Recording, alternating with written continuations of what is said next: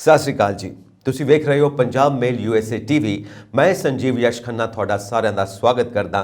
ਮੁੱਦਾ ਦੇ ਵਿੱਚ ਸਿਆਸਤ ਕਹਿੰਦੀ ਹੈ ਕਿ ਦੋ ਤਰ੍ਹਾਂ ਦੇ ਦੇਸ਼ ਹੁੰਦੇ ਨੇ। ਇੱਕ ਹੁੰਦੇ ਨੇ ਮਜ਼ਬੂਤ ਦੇਸ਼, ਵੱਡੇ ਦੇਸ਼, ਇੱਕ ਹੁੰਦੇ ਨੇ ਕਮਜ਼ੋਰ ਦੇਸ਼, ਛੋਟੇ ਦੇਸ਼। ਤਾਂ ਜਿਹੜੇ ਮਜ਼ਬੂਤ ਦੇਸ਼ ਨੇ, ਵੱਡੇ ਦੇਸ਼ ਨੇ, ਉਹਨਾਂ ਦੀ ਜ਼ਿੰਮੇਵਾਰੀ ਵੀ ਵੱਡੀ ਬਣ ਜਾਂਦੀ ਹੈ ਬਾਕੀਆਂ ਦੀ ਰੱਖਿਆ ਕਰਨ ਵਾਸਤੇ। ਤੇ ਜਿਹੜੇ ਛੋਟੇ ਦੇਸ਼ ਨੇ ਉਹਨਾਂ ਨੂੰ ਕੂਟਨੀਤੀ ਦਾ ਇਸਤੇਮਾਲ ਕਰਨਾ ਚਾਹੀਦਾ, ਕਿਉਂਕਿ ਵੱਡੇ ਦੇਸ਼ ਬਹੁਤ ਗਿਣਤੀ ਵਿੱਚ ਹੋ ਸਕਦੇ ਨੇ। ਸਭ ਦੇ ਨਾਲ ਸੰਬੰਧ ਕਿਵੇਂ ਬਣਾ ਕੇ ਰੱਖਣੇ ਨੇ ਇਹ ਕੂਟਨੀਤੀ ਦੱਸੇਗੀ, ਕਿਉਂਕਿ ਤੁਸੀਂ ਇੱਕ ਪਾਸੇ ਨਹੀਂ ਜਾ ਸਕਦੇ। ਜੇ ਇੱਕ ਪਾਸੇ ਜਾਓਗੇ ਤਾਂ ਦੂਜੇ ਪਾਸੇ ਦੁਸ਼ਮਣੀ ਪੈ ਸਕਦੀ ਹੈ। ਇਸ ਕਰਕੇ ਜੋ ਛੋਟੇ ਦੇਸ਼ ਨੇ, ਕਮਜ਼ੋਰ ਦੇਸ਼ ਨੇ, ਉਹਨਾਂ ਨੂੰ ਖਾਸ ਤੌਰ 'ਤੇ ਧਿਆਨ ਰੱਖਣਾ ਪਏਗਾ। ਸਭ ਦੇ ਵੱਲ ਬਣਾ ਕੇ ਦੋਸਤੀ ਦਾ ਹੱਥ ਵਧਾ ਕੇ ਰੱਖਣਾ ਪਏਗਾ। ਸੋ ਇਹੀ ਕੁਝ ਅਸੀਂ ਦੇਖ ਰਹੇ ਹਾਂ ਕਿ ਇਸ ਵਕਤ ਯੂਕਰੇਨ ਦੇ ਉੱਤੇ, ਇੱਕ ਛੋਟੇ ਦੇਸ਼ ਦੇ ਉੱਤੇ ਇੱਕ ਵੱਡੇ ਦੇਸ਼ ਰੂਸ ਨੇ ਚੜ੍ਹਾਈ ਕਰ ਦਿੱਤੀ ਹੈ। ਤੇ 24 ਫਰਵਰੀ ਨੂੰ ਸ਼ੁਰੂ ਹੋ ਗਈ ਸੀ ਫੌਜੀ ਕਾਰਵਾਈ ਤੇ ਅੱਜ 5 ਦਿਨ ਹੋ ਚੁੱਕੇ ਨੇ। ਯੂਨਾਈਟਿਡ ਨੇਸ਼ਨਸ ਦੇ ਵਿੱਚ ਇੱਕ ਪਾਸੇ ਦੇਸ਼ ਕਹਿ ਰਹੇ ਨੇ ਕਿ ਇਹ ਮਿਲਟਰੀ ਅਟੈਕ ਹੈ, ਪਰ ਰੂਸ ਕਹਿ ਰਿਹਾ ਕਿ ਨਹੀਂ, ਇਹ ਮਿਲਟਰੀ ਆਪਰੇਸ਼ਨ ਹੈ। ਦੋਵਾਂ ਦੇ ਕਹਿਣ ਦੇ ਵਿੱਚ ਫਰਕ ਤਾਂ ਪੈ ਰਿਹਾ ਹੈ, ਪਰ ਭੁਗਤ ਕੌਣ ਰਹੇ ਨੇ? ਆਮ ਨਾਗਰਿਕ, ਆਮ ਲੋਕ। ਉਹਨਾਂ ਦੀ ਵਿਪਤਾ ਬਣੀ ਹੋਈ ਹੈ, ਜਾਨਾਂ ਜਾ ਰਹੀਆਂ ਨੇ, ਬੰਬਾਰੀ ਹੋ ਰਹੀ ਹੈ, ਬੱਚੇ ਸਹਿਮੇ ਹੋਏ, ਡਰੇ ਹੋਏ। ਸੋਚੋ ਉਹਨਾਂ ਦਾ ਬਚਪਨ ਕੀ ਹੈ ਜਿਨ੍ਹਾਂ ਦੀ ਸ਼ੁਰੂਆਤ ਹੀ ਜੰਗ ਤੋਂ ਹੋਈ। ਬਜ਼ੁਰਗ ਸਹਿਮੇ ਹੋਏ, ਡਰੇ ਹੋਏ, ਸਾਰੇ ਨਾਗਰਿਕ ਸਹਿਮੇ ਹੋਏ, ਡਰੇ ਹੋਏ। ਆਮ ਲੋਕਾਂ ਦੀ ਜਾਨ ਜਾ ਰਹੀ ਹੈ, ਪਰ ਹਮਲੇ ਚੱਲ ਰਹੇ ਨੇ। ਔਰ ਇਸ ਵਕਤ ਇਹ ਵੀ ਖਤਰਾ ਬਣਿਆ ਹੋਇਆ ਹੈ ਕਿ ਕਿਤੇ ਇਹ ਪਰਮਾਣੂ ਯੁੱਧ ਦਾ ਰੂਪ ਨਾ ਲੈ ਲਵੇ, ਕਿਉਂਕਿ ਤੀਸਰੇ ਵਿਸ਼ਵ ਯੁੱਧ ਦੀ ਤੇ ਪਹਿਲਾਂ ਹੀ ਗੱਲ ਹੋ ਚੁੱਕੀ ਹੈ। ਤੇ ਜਿਹੜਾ ਮੀਡੀਆ ਹੈ ਉਹ ਵੀ ਸਨਸਨੀ ਫੈਲਾਉਣ ਦੇ ਵਿੱਚ ਸਭ ਤੋਂ ਅੱਗੇ। ਤੀਸਰਾ ਵਿਸ਼ਵ ਯੁੱਧ ਹੋ ਸਕਦਾ ਹੈ। ਕਿਉਂ ਇਹੋ ਜਿਹੀਆਂ ਗੱਲਾਂ ਕਰਨੀਆਂ? ਅਮਨ ਦੀ ਗੱਲ ਕਰੋ, ਸ਼ਾਂਤੀ ਦੀ ਗੱਲ ਕਰੋ, ਕਿਉਂਕਿ ਦੁਨੀਆ ਨੂੰ ਲੜਾਈ ਨਹੀਂ ਚਾਹੀਦੀ, ਯੁੱਧ ਨਹੀਂ ਚਾਹੀਦੇ, ਅਮਨ ਸ਼ਾਂਤੀ ਚਾਹੀਦੀ ਹੈ। ਇਸ ਵਕਤ ਹਥਿਆਰ ਵੀ ਇੰਨੇ ਜ਼ਬਰਦਸਤ, ਇੰਨੇ ਖਤਰਨਾਕ ਬਣ ਚੁੱਕੇ ਨੇ ਕਿ ਕਿਸੇ ਵੇਲੇ ਵੀ ਕੁਝ ਵੀ ਹੋ ਸਕਦਾ। ਇਸ ਕਰਕੇ ਸਭ ਦੀ ਜਾਨ ਇਸ ਵਕਤ ਬਚਾਉਣੀ ਜ਼ਰੂਰੀ ਹੈ। ਕਿ ਅਸੀਂ ਦੇਖਦੇ ਹਾਂ ਕਿ ਸਾਡੇ ਭਾਰਤ ਦੇ ਵਿਦਿਆਰਥੀ ਉੱਥੇ ਫਸੇ ਹੋਏ ਨੇ। ਸਾਡੇ ਭਾਰਤ ਦੇ ਵਿਦਿਆਰਥੀਆਂ ਨੂੰ ਉੱਥੋਂ ਕੱਢਣ ਵਾਸਤੇ ਬੇਸ਼ੱਕ ਬਹੁਤ ਜ਼ਿਆਦਾ ਮਿਹਨਤ ਹੋ ਰਹੀ ਹੈ। ਸਾਡੀ ਕੇਂਦਰ ਸਰਕਾਰ ਵੱਲੋਂ ਵੀ ਮੀਟਿੰਗ ਤੇ ਮੀਟਿੰਗ ਬੁਲਾਈ ਜਾ ਰਹੀ ਹੈ, ਸੱਦੀ ਜਾ ਰਹੀ ਹੈ। ਤੇ ਹੁਣ ਇੱਕ ਮਤਾ ਪਾਸ ਹੋਇਆ ਹੈ ਜਿਸ ਤਹਿਤ ਸਾਡੇ ਭਾਰਤ ਤੋਂ ਕੁਝ ਸੈਂਟਰ ਦੇ ਮਿਨਿਸਟਰ ਜਾਣਗੇ ਉਹਨਾਂ ਦੇਸ਼ਾਂ ਦੇ ਵਿੱਚ, ਜਿੱਥੇ ਜਾ ਕੇ ਉਹ ਇਹ ਸਾਰੀ ਕਾਰਗੁਜ਼ਾਰੀ ਆਪਣੀ ਕਰ ਸਕਣ ਕਿ ਉੱਥੋਂ ਆਪਣੇ ਭਾਰਤ ਦੇ ਲੋਕਾਂ ਨੂੰ, ਵਿਦਿਆਰਥੀਆਂ ਨੂੰ ਕਿਵੇਂ ਕੱਢ ਕੇ ਲਿਆਇਆ ਜਾਏ। ਤੇ ਜਦੋਂ ਮਿਨਿਸਟਰਸ ਜਾਣਗੇ ਤਾਂ ਵਾਕਈ ਉਹਨਾਂ ਦੇਸ਼ਾਂ ਦੀਆਂ ਗੌਰਮੈਂਟਸ ਦੇ ਉੱਤੇ ਵੀ ਅਸਰ ਪਏਗਾ, ਪ੍ਰਭਾਵ ਪਏਗਾ ਕਿ ਮਿਨਿਸਟਰਸ ਆ ਰਹੇ ਨੇ ਸੈਂਟਰਲ ਗੌਰਮੈਂਟ ਵੱਲੋਂ, ਭਾਰਤ ਸਰਕਾਰ ਵੱਲੋਂ। ਨਾਲ ਦੀ ਨਾਲ ਪੰਜਾਬ ਗੌਰਮੈਂਟ ਨੇ ਵੀ ਮੀਟਿੰਗਸ ਕੀਤੀਆਂ ਨੇ ਤੇ ਉਹਨਾਂ ਨੇ ਵੀ ਨੰਬਰ ਜਾਰੀ ਕੀਤੇ ਨੇ ਜੋ ਹੈਲਪਲਾਈਨ ਵਾਸਤੇ ਨੇ। ਕਿਸੇ ਤਰ੍ਹਾਂ ਦੀ ਸਹਾਇਤਾ ਚਾਹੀਦੀ ਹੋਵੇ, ਜਿੰਨੀ ਵੀ ਅਸੀਂ ਇੱਥੇ ਬੈਠ ਕੇ ਮੁਹੱਈਆ ਕਰਵਾ ਸਕਦੇ ਹਾਂ, ਜ਼ਰੂਰ ਕਰਵਾਵਾਂਗੇ। ਤੇ ਅਸੀਂ ਦੇਖਦੇ ਹਾਂ ਕਿ ਭਾਰਤ ਦੇ ਜੋ ਵਿਦਿਆਰਥੀ ਉੱਥੇ ਫਸੇ ਹੋਏ ਨੇ, ਬੰਕਰਾਂ ਦੇ ਵਿੱਚ ਲੁਕਦੇ ਪਏ ਨੇ, ਜਿੱਥੇ ਥਾਂ ਮਿਲੇ ਉੱਥੇ ਲੁਕਦੇ ਪਏ ਨੇ। ਰੇਲਵੇ ਸਟੇਸ਼ਨਸ ਦੇ ਉੱਤੇ ਉਹ ਆਪਣੀਆਂ ਰਾਤਾਂ ਕੱਟਦੇ ਪਏ ਨੇ ਭੁੱਖੇ ਭਾਣੇ। ਤੇ ਇਸ ਵਕਤ ਉੱਥੇ ਤਾਪਮਾਨ ਵੀ 1 ਡਿਗਰੀ ਤੋਂ 2 ਡਿਗਰੀ ਤੱਕ ਹੈ, ਤਾਂ ਬਿਲਕੁਲ ਖੁੱਲ੍ਹੇ ਦੇ ਵਿੱਚ ਇੰਨੀ ਜ਼ਿਆਦਾ ਸਰਦੀ, ਔਰ ਉਹ ਵੀ ਭੁੱਖੇ ਭਾਣੇ। ਕਿਸੇ ਤਰ੍ਹਾਂ ਦੀ ਕੋਈ ਸਹਾਇਤਾ ਨਹੀਂ ਉਹਨਾਂ ਦੀ ਜਾਨ ਦੇ ਉੱਤੇ ਬਣੀ ਹੋਈ ਹੈ, ਨਾਲ ਬੰਬਾਰੀ ਹੋ ਰਹੀ ਹੈ। ਸੋ ਇਹ ਸਾਰੇ ਖਤਰੇ ਦੇਖਦੇ ਹੋਏ ਬਹੁਤ ਹੀ ਸੰਜੀਦਾ, ਬਹੁਤ ਹੀ ਸੈਂਸਿਟਿਵ ਹਾਲਾਤ ਬਣੇ ਹੋਏ ਨੇ। ਬਲਾਰੂਸ ਦੇ ਵਿੱਚ ਕਹਿੰਦੇ ਨੇ ਕਿ ਹੁਣ ਮੀਟਿੰਗ ਹੋਏਗੀ। ਦੋਵਾਂ ਦੇਸ਼ਾਂ ਦੇ ਜੋ ਪ੍ਰਤੀਨਿਧੀ ਨੇ ਉੱਥੇ ਪਹੁੰਚ ਚੁੱਕੇ ਨੇ। ਪਹਿਲਾਂ ਬਲਾਰੂਸ ਦੇ ਵਿੱਚ ਮੀਟਿੰਗ ਵੱਲੋਂ ਯੂਕਰੇਨ ਨੇ ਆਨਾਕਾਨੀ ਕੀਤੀ, ਕਿਉਂਕਿ ਰਸ਼ੀਆ ਨੇ ਬਲਾਰੂਸ ਦੀ ਧਰਤੀ ਹੀ ਚੁਣੀ ਜਿਸ ਥਰੂ ਉਸਨੇ ਯੂਕਰੇਨ ਦੇ ਉੱਤੇ ਹਮਲਾ ਕੀਤਾ। ਇਸ ਕਰਕੇ ਉੱਥੇ ਨਹੀਂ ਜਾਣਾ ਚਾਹੁੰਦੇ ਸੀ ਯੂਕਰੇਨ ਦੇ ਪ੍ਰਤੀਨਿਧੀ। ਪਰ ਹੁਣ ਹਾਲਾਤ ਐਸੇ ਨੇ ਕਿ ਬਾਕੀ ਦੇਸ਼ ਵੀ ਵਿੱਚ ਪੈ ਰਹੇ ਨੇ ਤੇ ਉੱਥੇ ਪਹੁੰਚੇ ਨੇ ਪ੍ਰਤੀਨਿਧੀ। ਦੇਖੋ ਉਸ ਮੀਟਿੰਗ ਦਾ ਕੀ ਨਤੀਜਾ ਨਿਕਲਦਾ ਕਿ ਸ਼ਾਇਦ ਅੱਜ ਇਹ ਯੁੱਧ ਬੰਦ ਹੋ ਜਾਵੇ, 5ਵੇਂ ਦਿਨ ਇਹ ਯੁੱਧ ਬੰਦ ਹੋ ਜਾਵੇ। ਅਸੀਂ ਦੇਖਦੇ ਹਾਂ ਕਿ ਨਾਟੋ ਕੰਟਰੀਜ਼ ਦਾ ਹਿੱਸਾ ਨਹੀਂ ਬਣਿਆ ਯੂਕਰੇਨ, ਤੇ ਰਸ਼ੀਆ ਨਹੀਂ ਚਾਹੁੰਦਾ ਕਿ ਨਾਟੋ ਕੰਟਰੀਜ਼ ਦੇ ਵਿੱਚ ਯੂਕਰੇਨ ਸ਼ਾਮਿਲ ਹੋਵੇ, ਕਿਉਂਕਿ ਇਸ ਨਾਤੇ ਤੇ ਅਮਰੀਕਾ ਤੇ ਬਾਕੀ ਦੀਆਂ ਨਾਟੋ ਕੰਟਰੀਜ਼ ਦੀ ਜਿਹੜੀ ਪਾਵਰ ਹੈ ਬਿਲਕੁਲ ਬਾਰਡਰ ਤੇ ਆ ਜਾਏਗੀ ਰਸ਼ੀਆ ਦੇ, ਔਰ ਉਸ ਨੂੰ ਇਨਸਿਕਿਉਰਿਟੀ ਫੀਲ ਹੁੰਦੀ ਹੈ ਇਸ ਚੀਜ਼ ਤੋਂ। ਔਰ ਵਾਕਈ ਹੀ ਇਨਸਿਕਿਉਰਿਟੀ ਹੋ ਵੀ ਸਕਦੀ ਹੈ, ਕਿਉਂਕਿ ਇਹ ਪੁਰਾਤਨ ਇਤਿਹਾਸ ਨੇ, ਕੋਈ ਅਜਿਹੀਆਂ ਗੱਲਾਂ ਨਹੀਂ ਕਿ ਜਿਹੜੀਆਂ ਅੱਜ ਸ਼ੁਰੂ ਹੋਈਆਂ ਨੇ। ਬਹੁਤ ਪਹਿਲਾਂ ਅਮਰੀਕਾ ਤੇ ਚੀਨ ਦੀ ਆਪਸ ਦੇ ਵਿੱਚ ਦੋਸਤੀ ਸੀ। ਉਸ ਵਕਤ ਅਮਰੀਕਾ ਨੇ ਇਸ ਦੋਸਤੀ ਨੂੰ ਇਸਤੇਮਾਲ ਕਰਨਾ ਸ਼ੁਰੂ ਕੀਤਾ ਕਮਜ਼ੋਰ ਕਰਨ ਵਾਸਤੇ ਰਸ਼ੀਆ ਨੂੰ।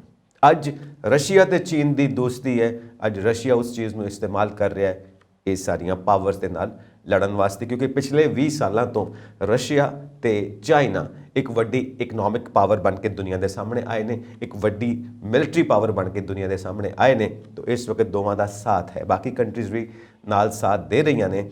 ਇਹ ਲੱਗ ਰਿਹਾ ਕਿ ਕਿਤੇ ਦੋ ਗਰੁੱਪਸ ਨਾ ਬਣ ਜਾਣ ਪੂਰੀ ਦੁਨੀਆ ਦੇ, ਤਾਂ ਫਿਰ ਹੋਰ ਵੀ ਖਤਰਾ ਪੈਦਾ ਹੋ ਸਕਦਾ ਹੈ। ਹਾਲਾਂਕਿ ਭਾਰਤ ਨਿਊਟਰਲ ਹੈ, ਭਾਰਤ ਨੇ ਕਿਸੇ ਵੇਲੇ ਵੀ ਕਿਸੇ ਪੱਖ ਦੇ ਵਿੱਚ ਕੋਈ ਵੋਟਿੰਗ ਨਹੀਂ ਕੀਤੀ, ਕਿਉਂਕਿ ਉਹ ਕਿਸੇ ਪੱਖ ਨੂੰ ਨਾਰਾਜ਼ ਨਹੀਂ ਕਰਨਾ ਚਾਹੁੰਦਾ। ਪਰ ਹਾਂ, ਸ਼ਾਂਤੀ ਦੀ ਸਥਾਪਨਾ ਕਰਨ ਵਾਸਤੇ ਗੱਲਬਾਤ ਜ਼ਰੂਰ ਕਰ ਰਿਹਾ ਹੈ। ਤੇ ਕਈ ਕੰਟਰੀਜ਼ ਨੇ ਜੋ ਇਸ ਵਕਤ ਯੂਕਰੇਨ ਦੀ ਮਦਦ ਵਾਸਤੇ ਅੱਗੇ ਆ ਗਈਆਂ ਨੇ, ਹਥਿਆਰ ਵੀ ਦਿੱਤਾ ਜਾ ਰਿਹਾ ਹੈ, ਪੈਸਾ ਧੇਲਾ ਵੀ ਦਿੱਤਾ ਜਾ ਰਿਹਾ ਹੈ। ਪਰ ਇਹ ਚੀਜ਼ਾਂ ਜਿਹੜੀਆਂ ਨੇ ਠੀਕ ਹੈ, ਜ਼ਰੂਰੀ ਹੋ ਜਾਂਦੀਆਂ ਨੇ ਕਿਸੇ ਹੱਦ ਤੱਕ, ਪਰ ਇਹਦੇ ਨਤੀਜੇ ਹੋਰ ਵੀ ਖਤਰਨਾਕ ਹੋ ਸਕਦੇ ਨੇ।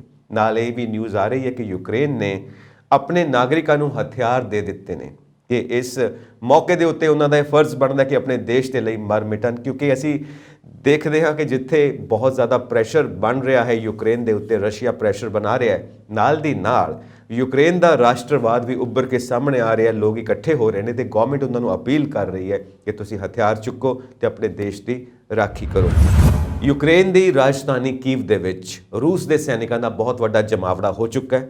ਇਸ ਕਰਕੇ ਕੀਵ ਦੇ ਵਿੱਚ ਰਹਿਣ ਵਾਲੇ ਜੋ ਯੂਕਰੇਨ ਦੇ ਲੋਕ ਨੇ, ਉਹਨਾਂ ਦਾ ਜੀਵਨ ਬਹੁਤ ਜ਼ਿਆਦਾ ਡਿਸਟਰਬਡ ਹੋ ਚੁੱਕਾ ਹੈ। ਅਸੀਂ ਦੇਖਦੇ ਹਾਂ ਛੋਟੀਆਂ-ਮੋਟੀਆਂ ਲੁੱਟ-ਖੋਹ ਦੀਆਂ ਘਟਨਾਵਾਂ ਵੀ ਹੋਣੀਆਂ ਸ਼ੁਰੂ ਹੋ ਗਈਆਂ ਨੇ, ਤੇ ਜਿਹੜੇ ਹਥਿਆਰ ਦਿੱਤੇ ਨੇ ਯੂਕਰੇਨ ਦੀ ਗਵਰਨਮੈਂਟ ਨੇ ਉੱਥੋਂ ਦੇ ਨਾਗਰਿਕਾਂ ਨੂੰ, ਉਹ ਕਈ ਗਲਤ ਲੋਕਾਂ ਕੋਲ ਵੀ ਚਲੇ ਗਏ ਨੇ ਜੋ ਐਂਟੀ ਸੋਸ਼ਲ ਐਲੀਮੈਂਟਸ ਨੇ। ਉਹਨਾਂ ਨੇ ਉਹਨਾਂ ਹਥਿਆਰਾਂ ਦਾ ਇਸਤੇਮਾਲ ਲੁੱਟਾਂ ਖੋਹਾਂ ਵਾਸਤੇ ਕਰਨਾ ਸ਼ੁਰੂ ਕਰ ਦਿੱਤਾ ਹੈ। ਸੋ ਇਹ ਵੀ ਨਿਊਜ਼ ਸਾਡੇ ਤੱਕ ਪਹੁੰਚ ਰਹੀ ਹੈ। ਨਾਲ ਇਸ ਤਰ੍ਹਾਂ ਦੀਆਂ ਖਬਰਾਂ ਵੀ ਮਿਲ ਰਹੀਆਂ ਨੇ ਕਿ ਜਿੰਨਾ ਮਰਜ਼ੀ ਪ੍ਰੈਸ਼ਰ ਅਸੀਂ ਪਾਈ ਜਾ ਰਹੇ ਹਾਂ ਇਹਨਾਂ ਸਾਰੇ ਪਲੇਟਫਾਰਮਸ ਦੇ ਜ਼ਰੀਏ ਵੱਖੋ-ਵੱਖ ਕੰਟਰੀਜ਼ ਦੇ ਉੱਤੇ ਕਿ ਇਹ ਸਭ ਨਹੀਂ ਹੋਣਾ ਚਾਹੀਦਾ, ਇਹ ਸਭ ਨਹੀਂ ਹੋਣਾ ਚਾਹੀਦਾ, ਅਸੀਂ ਦੇਖਦੇ ਹਾਂ ਕਿ ਜਿਹੜੀਆਂ ਵੱਡੀਆਂ ਤਾਕਤਾਂ ਨੇ ਆਪਣੀ ਤਾਕਤ ਦੇ ਨਸ਼ੇ ਦੇ ਵਿੱਚ ਚੂਰ ਆਪਣੀ ਮਰਜ਼ੀ ਕਰ ਰਹੀਆਂ ਨੇ, ਔਰ ਇਹ ਵੀ ਧਿਆਨ ਨਹੀਂ ਦੇ ਰਹੀਆਂ ਕਿ ਉਹਨਾਂ ਦੀ ਇਸ ਸਾਰੀ ਕਾਰਵਾਈ ਦਾ ਅੰਤ ਕੀ ਹੋਏਗਾ, ਨਤੀਜਾ ਕੀ ਨਿਕਲੇਗਾ। ਸੋ ਅਮਰੀਕਾ ਸਾਰੇ ਨਾਟੋ ਕੰਟਰੀਜ਼ ਨੂੰ ਇਕੱਠਾ ਕਰ ਰਿਹਾ, ਕਿਉਂਕਿ ਬਹੁਤ ਪੁਰਾਣੀ ਗੱਲ ਇਹ ਸਾਹਮਣੇ ਆ ਰਹੀ ਸੀ ਕਿ ਅਸੀਂ ਰਸ਼ੀਆ ਨੂੰ ਖੁੱਲ੍ਹਾ ਨਹੀਂ ਛੱਡ ਸਕਦੇ, ਸਾਨੂੰ ਰਸ਼ੀਆ ਦੇ ਉੱਤੇ ਕਬਜ਼ਾ ਰੱਖਣਾ ਚਾਹੀਦਾ ਹੈ, ਸਾਨੂੰ ਰਸ਼ੀਆ ਦੇ ਉੱਤੇ ਨਜ਼ਰ ਰੱਖਣੀ ਚਾਹੀਦੀ ਹੈ, ਕਿਉਂਕਿ ਬਹੁਤ ਵੱਡੀ ਤਾਕਤ ਸੀ। ਜਦੋਂ 1992 ਦੇ ਵਿੱਚ ਇਹ ਸਾਰੀਆਂ ਡਿਸਟਰਬੈਂਸਿਸ ਸ਼ੁਰੂ ਹੋਈਆਂ, ਉਸ ਤੋਂ ਬਾਅਦ ਰਸ਼ੀਆ ਦਾ ਟੁੱਟਣਾ ਸਾਹਮਣੇ ਆਇਆ, ਤਾਂ ਉਸ ਤੋਂ ਬਾਅਦ ਹੀ ਇਹ ਸਾਰੀਆਂ ਗਤੀਵਿਧੀਆਂ ਸ਼ੁਰੂ ਹੋ ਗਈਆਂ ਕਿ ਰਸ਼ੀਆ ਨੂੰ ਕਾਬੂ ਕਿਵੇਂ ਰੱਖਿਆ ਜਾਏ। ਤਾਂ ਰਸ਼ੀਆ ਇਸ ਤੋਂ ਨਾਲ ਇਹ ਸਾਰੀਆਂ ਚੀਜ਼ਾਂ ਦੇਖਦਾ ਹੋਇਆ ਆਪਣੇ ਆਪ ਨੂੰ ਇਨਸਿਕਿਉਰ ਫੀਲ ਕਰਦਾ ਰਿਹਾ, ਤੇ ਨਾਲ ਉਹ ਆਪਣੀ ਸਾਰੀ ਤਿਆਰੀ ਵੀ ਕਰਦਾ ਰਿਹਾ।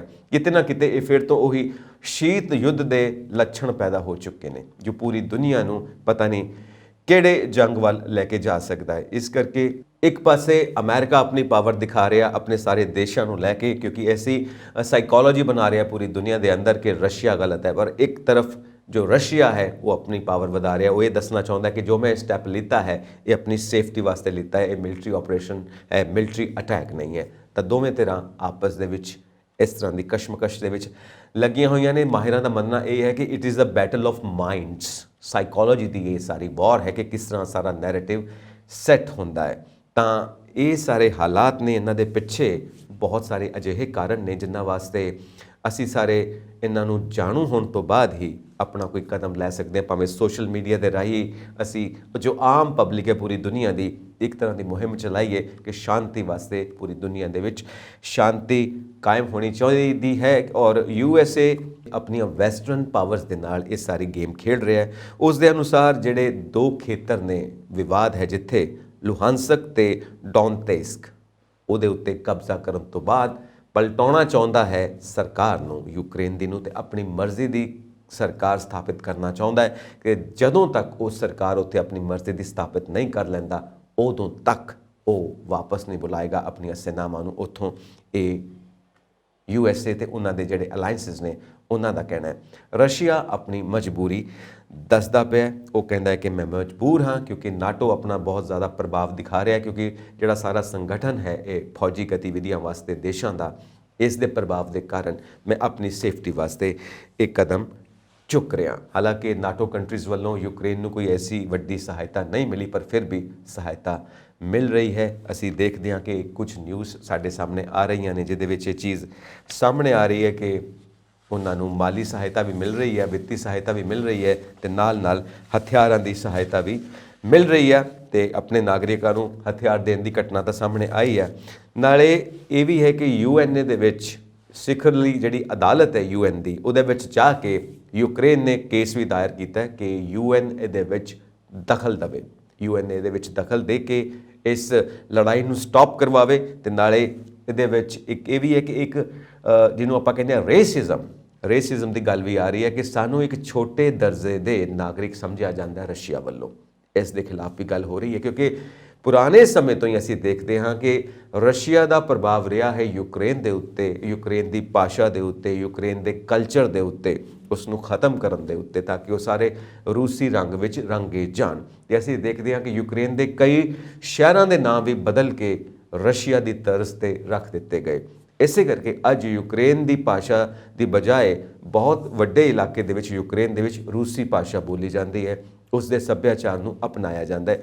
ਜਦੋਂ ਜ਼ਾਰ ਸੀਗੇ ਰੂਸ ਦੇ ਉੱਤੇ ਰਾਜ ਕਰਦੇ ਸੀ ਤਾਂ ਉਹਨਾਂ ਦੇ ਵੇਲੇ ਬਹੁਤ ਜ਼ਿਆਦਾ ਜ਼ੁਲਮ ਵੀ ਢਾਏ ਗਏ ਨੇ ਯੂਕਰੇਨ ਦੇ ਉੱਤੇ, ਇਹ ਇਤਿਹਾਸ ਕਹਿੰਦਾ ਹੈ। ਤੇ ਇੱਕ ਰਾਜਨੀਤੀ ਦੀ ਇਹ ਵੀ ਚਾਲ ਹੁੰਦੀ ਹੈ ਕਿ ਜਦੋਂ ਤੁਸੀਂ ਕਿਸੇ ਦੂਸਰੇ ਦੇਸ਼ ਨੂੰ ਜਿੱਤਣਾ ਚਾਹੁੰਦੇ ਹੋ ਤਾਂ ਉੱਥੋਂ ਦਾ ਸੱਭਿਆਚਾਰ ਤੇ ਉੱਥੋਂ ਦੀ ਬੋਲੀ ਨੂੰ ਖਤਮ ਕਰ ਦਿਓ, ਉਹ ਜੜ੍ਹਾਂ ਤੋਂ ਖਤਮ ਹੋ ਜਾਣਗੇ, ਫਿਰ ਤੁਹਾਨੂੰ ਉਹਨਾਂ ਨੂੰ ਆਪਣੇ ਰੰਗ ਵਿੱਚ ਰੰਗਣਾ ਕੋਈ ਮੁਸ਼ਕਿਲ ਨਹੀਂ ਹੋਏਗਾ ਕਿਉਂਕਿ ਉਹਨਾਂ ਦੇ ਮਨ ਹਾਰ ਚੁੱਕੇ ਹੋਣਗੇ। ਜਦੋਂ ਮਨ ਹਾਰ ਗਏ ਤਾਂ ਫਿਰ ਉਹ ਬੰਦਾ ਆਪਣੇ ਆਪ ਤੁਹਾਡੀ ਸੋਚ ਨੂੰ, ਤੁਹਾਡੇ ਸੱਭਿਆਚਾਰ ਨੂੰ ਸਵੀਕਾਰ ਕਰ ਲੈਂਦਾ ਹੈ, ਤੁਹਾਡਾ ਬਾਸ਼ਿੰਦਾ ਬਣ ਜਾਂਦਾ ਹੈ। ਇਹ ਸਭ ਚੀਜ਼ਾਂ ਚੱਲਦੀਆਂ ਰਹੀਆਂ ਨੇ। ਤਾਂ ਫਲਾਈਟਸ ਵੀ ਇੰਡੀਆ ਦੀ ਧਰਤੀ ਤੋਂ ਜਾ ਰਹੀਆਂ ਨੇ ਜੋ ਉੱਥੋਂ ਫਸੇ ਹੋਏ ਨਾਗਰਿਕਾਂ ਨੂੰ ਵਾਪਸ ਲੈ ਕੇ ਆਉਣਾ ਚਾਹੁੰਦੇ ਨੇ ਤੇ ਨਾਲ ਦੇ ਨਾਲ ਵਾਰ ਜ਼ੋਨ ਹੋਣ ਕਰਕੇ ਫਲਾਈਟਸ ਦਾ ਜਾਣਾ ਵੀ ਸੰਭਵ ਨਹੀਂ ਹੈ। ਹਰ ਤਰ੍ਹਾਂ ਦੀ ਕੋਸ਼ਿਸ਼ ਚੱਲਦੀ ਪਈ ਹੈ ਤੇ ਇਕਨੋਮਿਕ ਕਈ ਬੈਨਸ ਲਗਾ ਦਿੱਤੇ ਨੇ ਦੇਸ਼ਾਂ ਨੇ, ਯੂਰਪ ਨੇ, ਕੈਨੇਡਾ ਨੇ ਵੱਡਾ ਝਟਕਾ ਦਿੱਤਾ ਹੈ ਕਿ ਅਸੀਂ ਤੁਹਾਡੇ ਐਰੋਪਲੇਨਸ ਨੂੰ ਆਪਣੇ ਹਵਾਈ ਖੇਤਰਾਂ 'ਚੋਂ ਨਹੀਂ ਲੰਘਣ ਦੇਵਾਂਗੇ। ਨਾਲ ਇਹ ਵੀ ਉਹਨਾਂ ਨੂੰ ਝਟਕਾ ਦਿੱਤਾ ਗਿਆ ਕਿ ਤੁਹਾਡੇ ਉੱਤੇ ਕਈ ਇਕਨੋਮਿਕ ਬੈਨਸ ਲਗਾਏ ਜਾਣਗੇ।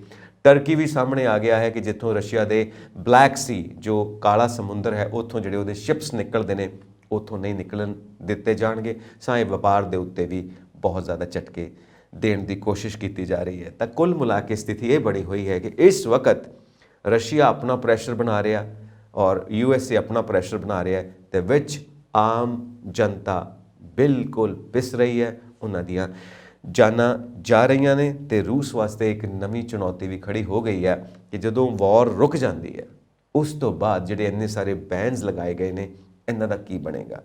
ਤਾਂ ਨਾਲ ਮਾਹਿਰ ਇਹ ਵੀ ਮੰਨਦੇ ਨੇ ਕਿ ਬਣਨਾ ਕੀ ਹੈ, ਵਪਾਰ ਹੈ, ਪੈਸਾ ਹੈ ਤੇ ਸੱਤਾ ਦੀ ਸਾਰੀ ਖੇਡ ਹੈ ਤੇ ਫਿਰ ਤੋਂ ਬੈਨਸ ਚੁੱਕ ਲਿੱਤੇ ਜਾਣਗੇ, ਫਿਰ ਉਹ ਗੇਮ ਸ਼ੁਰੂ ਹੋ ਜਾਏਗੀ। ਪਰ ਜਿਹੜੀ ਜਾਨ ਚਲੀ ਗਈ ਆਮ ਲੋਕਾਂ ਦੀ, ਆਮ ਨਾਗਰਿਕਾਂ ਦੀ, ਉਸ ਦੀ ਭਰਪਾਈ ਕੌਣ ਕਰੇਗਾ। ਤਾਂ ਇਹ ਹਮੇਸ਼ਾ ਸਿਚੁਏਸ਼ਨ ਬਣਦੀ ਹੈ ਕਿ ਜਿਹੜੀ ਦੁਰਵਰਤੋਂ ਹੁੰਦੀ ਹੈ, ਮਿਸਯੂਜ਼ ਹੁੰਦਾ ਪਾਵਰਸ ਦਾ, ਉਸ ਦੇ ਨਾਲ ਆਮ ਜਨਤਾ ਨੂੰ ਕੀ ਕੁਝ ਭੁਗਤਣਾ ਪੈਂਦਾ।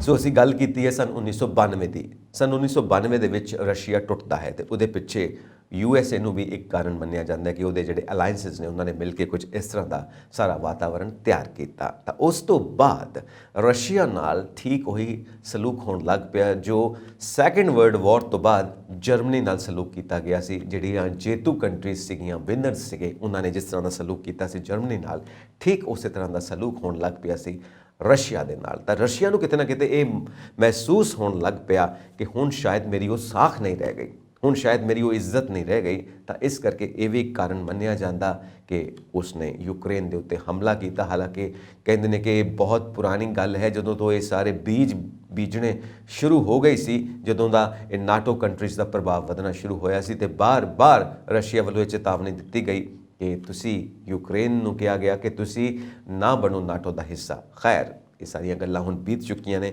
ਅੱਜ ਇਸ ਸਥਿਤੀ ਦੇ ਪਿਛੋਕੜ ਵੱਲ ਜੇ ਅਸੀਂ ਜਾਈਏ ਤਾਂ ਜਦੋਂ ਰਸ਼ੀਆ ਨਾਲ ਬੁਰਾ ਸਲੂਕ, ਅਸੀਂ ਉਹਨੂੰ ਬੁਰਾ ਸਲੂਕ ਹੀ ਕਹਾਂਗੇ, ਜੋ ਉਹਦੀ ਪਹਿਲਾਂ ਪਾਵਰ ਸੀ, ਜਦੋਂ ਉਹ ਯੂਨਾਈਟਿਡ ਸੀ, ਪਰ ਜੋ ਟੁੱਟਣ ਤੋਂ ਬਾਅਦ ਉਹ ਨਾਲ ਉਹ ਸਲੂਕ ਨਹੀਂ ਹੋਇਆ, ਉਹਦੇ ਨਾਲ ਉਹ ਇੱਜ਼ਤਦਾਰੀ ਦਾ ਸਲੂਕ ਨਹੀਂ ਹੋਇਆ ਜਿਸ ਤਰ੍ਹਾਂ ਦੀ ਉਹ ਡਿਮਾਂਡ ਕਰਦਾ ਰਿਹਾ ਹੈ, ਜਿਸ ਤਰ੍ਹਾਂ ਦਾ ਉਹ ਚਾਹੁੰਦਾ ਰਿਹਾ।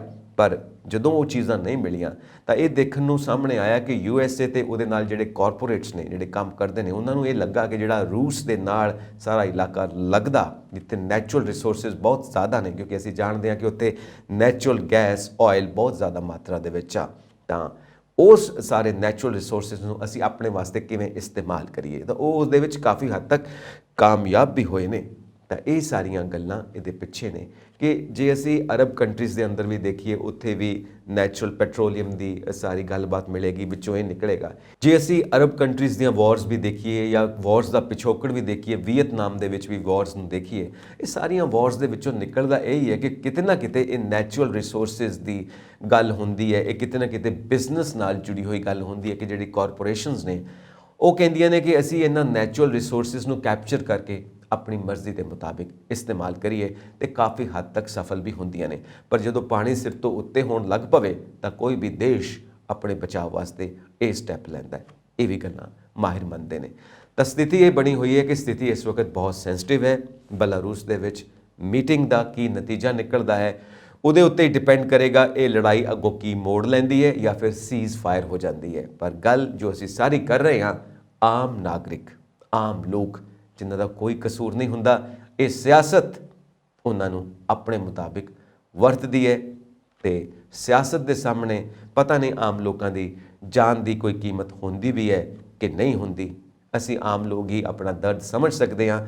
ਪਰ ਇਹ ਵਿਚਾਰ ਕਰਨ ਵਾਲੀ ਗੱਲ ਹੈ ਕਿ ਜੋ ਵੱਡੇ ਵੱਡੇ ਸਿਆਸੀ ਆਗੂ ਵੱਡੇ ਵੱਡੇ ਅਹੁਦਿਆਂ ਤੇ ਬੈਠਦੇ ਨੇ ਦੁਨੀਆ ਦੀ ਰਾਜਨੀਤੀ ਦੇ ਵਿੱਚ, ਉਹ ਵੀ ਆਮ ਲੋਕਾਂ ਤੋਂ ਹੀ ਸਫ਼ਰ ਕਰਦੇ ਹੋਏ, ਆਮ ਜਨਤਾ ਤੋਂ ਹੀ ਸਫ਼ਰ ਕਰਦੇ ਹੋਏ ਉਸ ਅਹੁਦੇ ਤੇ ਪਹੁੰਚਦੇ ਨੇ ਤੇ ਉੱਥੇ ਜਾ ਕੇ ਉਹ ਕੀ ਕਰਦੇ ਨੇ ਸਿਆਸਤ ਦੇ ਵਿੱਚ, ਸਿਆਸਤ ਦੇ ਸੱਤਾ ਦੇ ਗਲਿਆਰਿਆਂ ਦੇ ਵਿੱਚ ਜਾ ਕੇ ਉਹ ਕਿਹੜੀ ਪਾਵਰ ਹੈ ਜਿਹੜੀ ਉਹਨਾਂ ਨੂੰ ਇੱਦਾਂ ਦੇ ਕਦਮ ਲੈਣ ਵਾਸਤੇ ਮਜਬੂਰ ਕਰਦੀ ਹੈ ਜੋ ਲੋਕਾਂ ਦੇ ਹਿੱਤ ਵਿੱਚ ਨਹੀਂ ਹੁੰਦੇ, ਜੋ ਦੇਸ਼ ਦੇ ਹਿੱਤ ਵਿੱਚ ਨਹੀਂ ਹੁੰਦੇ।